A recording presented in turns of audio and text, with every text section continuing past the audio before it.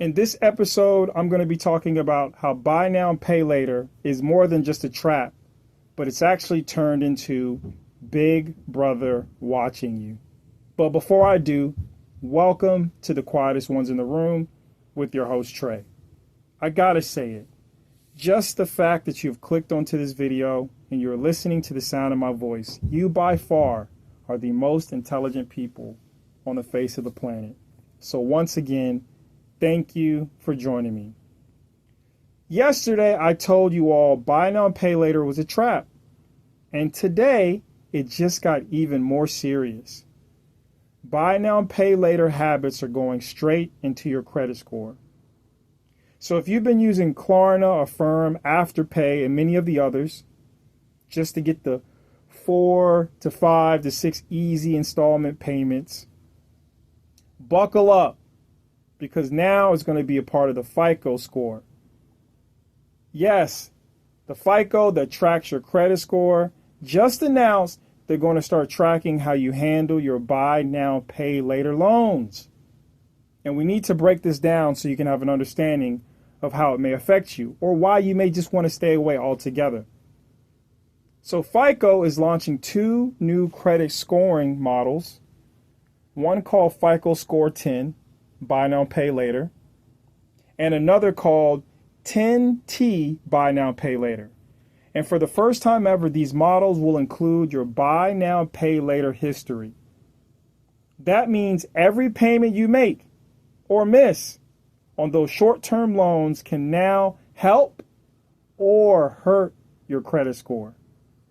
And I just talked about how in Malaysia and how we're seeing the warning signs here in America of young people adopting buy now, pay later and going into bankruptcy. Can you imagine being a young adult and you're using buy now, pay later and you ruin your credit score well before you look at buying a home, getting a vehicle, all these different things that you need with credit, that now buy now, pay later may ruin your opportunity to take advantage of some of these things. So up until now, buy now, pay later debt was like a ghost. It was private. It didn't show up on your credit report and lenders couldn't see it. Now that's over. Now, if you miss a payment, and just think about it, if you miss a payment just because you use it for Dash, that's ridiculous. But if you're juggling too many buy now, pay later loans, your score could drop. But on the flip side, if you're paying them off on time, you could see a small credit boost. Maybe even 5 to 10 points. This is what's being reported. But let's be real. Most people aren't using buy now, pay later for one big purchase. They're using it for gas, groceries, clothes, even takeout. And it adds up fast. People are running out of money. The affordability crisis is real, and people are using credit cards and buy now, pay later. And now it's going to show up on the credit score.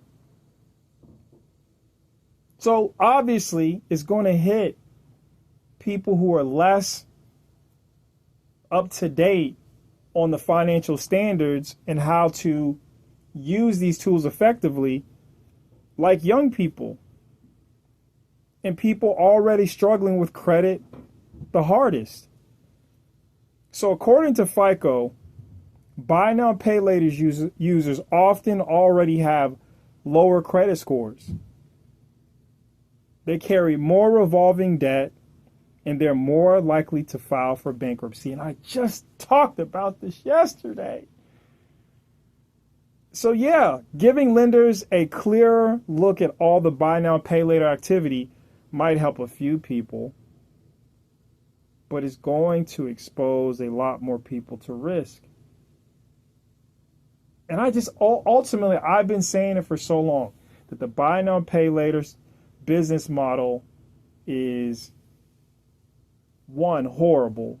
2, during the pandemic, it took off because people had so much cash, and that the system literally wanted to extract the money from the have-nots and give it back to the wealthy in the form of these tools. So if You're using buy now, pay later, and you're thinking to yourself, well, how in the world can I stay ahead of this? Well, you got to start treating buy now, pay later like a credit card, like it's real credit. You can't miss payments because it could literally affect your credit score, which may affect your ability to get your next apartment, your first home. So you're going to have to start tracking all your buy now, pay later accounts. Maybe you have accounts that you've forgotten about and you owe something. And ultimately, like I said yesterday, I don't think it's evil, but if it's not something essential, it's probably not in your best interest to use it. Or I should say it in reverse. Don't use it if it's for essentials, like your food, your gas, your rent. Because if you have to, that means there's a deeper issue. And I know that sometimes we have to do what we got to do, so I get it.